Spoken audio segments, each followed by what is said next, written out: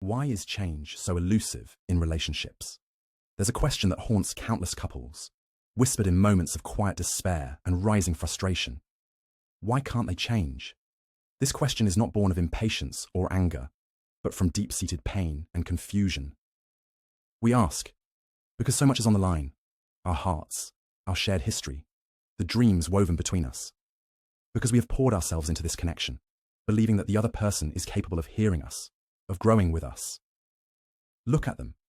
Someone smart, someone articulate, someone who navigates life's complexities with ease.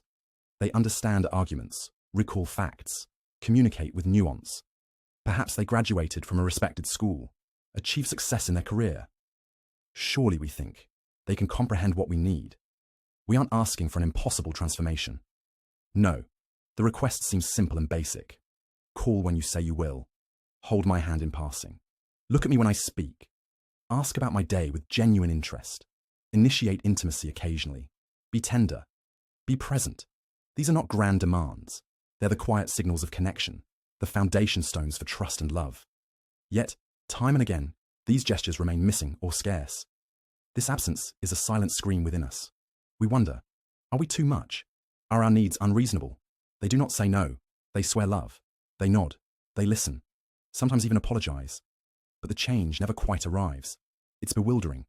Because if it's so simple, why is it so hard? The answer lies not in stubbornness or carelessness, but in the hidden, intricate landscape of emotional wiring. Change, especially emotional change, is not like learning to cook a new recipe or mastering a new software. It is a journey through invisible mountains, obstacles forged in the past, shaped by childhood experiences, trauma, and years of defensive habits. Imagine asking a person to climb a sheer cliff without ropes. You can see the cliff, the rocks, the peak. You understand the physical challenge and empathize with the exhaustion it will bring. But emotional change is different. There's no visible mountain to climb, no map to guide the way. The struggle is silent, invisible, yet every bit as exhausting and difficult. They may want to change, they may wish to give more, to be more present, but the path is steep, the footholds scarce. We tend to forget the backstory, the years before us that shape the person we love today, the child who learned early that emotions were dangerous, that needs were punished or ignored, the adolescent who developed walls of silence to survive neglect or pain, the adult who carries the scars of those lessons, often unknowingly. This foundation is not easily rebuilt. Personality is like muscle memory, hard to reshape once set. This isn't a question of intelligence or understanding. These are people who can negotiate contracts, manage complex projects, and debate politics with ease. Yet, in the realm of intimacy and emotional attunement, the rules change. The wiring is deep and complex. We often misinterpret this difficulty as stubbornness, selfishness, or lack of love. But it is none of these. It is an emotional architecture created by a lifetime of experiences, sometimes harsh, sometimes neglectful, that cannot be undone by a few conversations or promises. If we want real change, we would need to turn back time, rewrite history, give them a new childhood. And we cannot. This truth is painful. It asks us to reconcile two conflicting desires, to hope for change and to accept what may never change. This is why so many relationships hang in limbo. We wait, hoping for a shift that never fully comes. We adjust our expectations, lower our voices, stifle our needs. But inside, a quiet ache remains. The pain intensifies because their love feels genuine. They do not wish to hurt us. They may make efforts we don't notice or can't recognize as love. Yet the absence of the small gestures, the ones that say, I see you, I want you, you matter, creates an emotional void. Love is not only about grand declarations or dramatic moments. It thrives in the little, everyday acts that show attentiveness and care. We suffer not because they don't love us, but because love takes forms we sometimes cannot understand or receive. This dynamic is like two dancers trying to move in harmony, but speaking different emotional languages. One reaches out, the other pulls back. One seeks closeness, the other fears exposure. One moves forward, the other retreats. The frustration is compounded because the difficulty is hidden. No visible sign marks the struggle they face within themselves. Their resistance is not willful, it is survival. Our attempts to explain or plead often fall flat because we speak different languages. We talk about feelings. They react with defensiveness or withdrawal. We ask for presence. They feel overwhelmed or inadequate. We seek affection. They struggle to express or receive it. Understanding this can shift the way we hold the relationship and ourselves. It invites compassion instead of blame, patience instead of frustration. We must recognize that change is not a matter of simple choice or willpower. It is a profound reworking of the self, requiring time, safety, and courage. Sometimes, despite love and effort, the transformation is incomplete. Sometimes, the emotional patterns remain deeply embedded.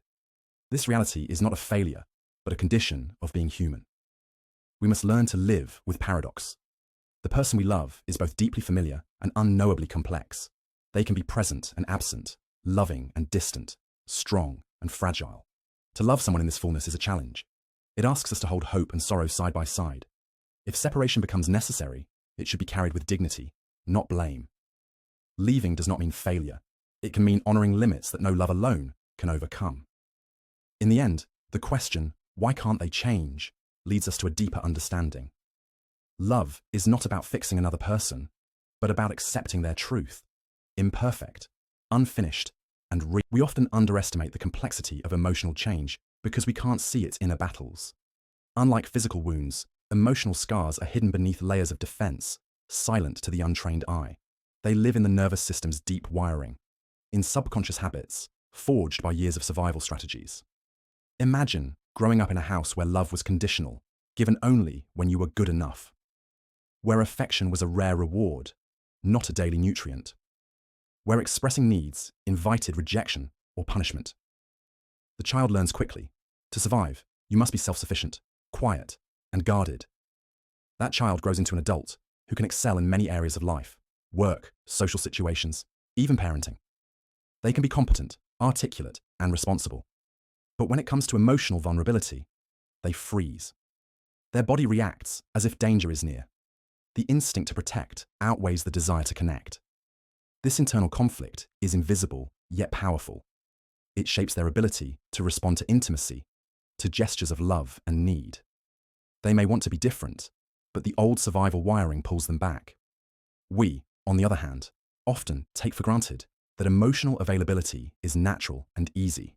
We expect our partners to just be there, to effortlessly read between the lines. When this doesn't happen, we feel rejected, unseen, and unloved. Our frustration grows, yet we rarely pause to consider the emotional terrain they navigate. The invisible struggle can make their responses seem inconsistent or confusing. They may appear attentive one day and distant the next. They might apologize profusely, but fail to follow through. They want connection, but push it away simultaneously. This push-pull dynamic fuels misunderstandings. We label it as stubbornness or lack of love, when it's actually fear in disguise. Fear of being hurt, abandoned, or overwhelmed. Recognizing this fear is the first step toward compassion. We start to see that their failure to change is not a choice, but a complex defense mechanism. It is not that they don't care, but that their inner system is wired to keep them safe, sometimes at the cost of closeness. This doesn't excuse hurtful behavior, but it explains why change is so difficult. It invites us to adjust our expectations, balancing hope with realism. At the same time, the pain we feel is real and valid. Our needs matter. Feeling ignored or unloved chips away at our sense of self and security. It can lead to loneliness, even within a relationship. Navigating this tension requires courage from both partners. For the one struggling to change, it means confronting deep fears and patterns. For the one yearning for connection, it means patience and self-care. Sometimes, despite effort and love, change may never fully arrive. This is not a failure of love, but a reality of human complexity. If separation becomes the outcome, it need not be seen as defeat. Leaving can be an act of respect for oneself and acknowledgement of limits. Love is courageous, not only in holding on, but also in knowing when to let go. Ultimately, the question, why can't they change, leads us to a deeper truth. We are all shaped by histories we cannot rewrite. We carry invisible burdens and defenses that affect how we love and are loved. The journey of emotional connection is never straightforward. It asks us to meet each other with humility, compassion, and grace. We can't force change, but we can choose how to respond, with understanding or with blame. This choice shapes the quality of our relationships and our own healing. To love fully is to embrace imperfection and mystery. It is to hold space for growth, struggle, and sometimes painful acceptance. So, when the question arises again, why can't they change? Perhaps the answer is not a failure, but a call. A call to deeper empathy, a call to honor the complexity of human hearts, and a call to love not only what we hope for, but what truly is.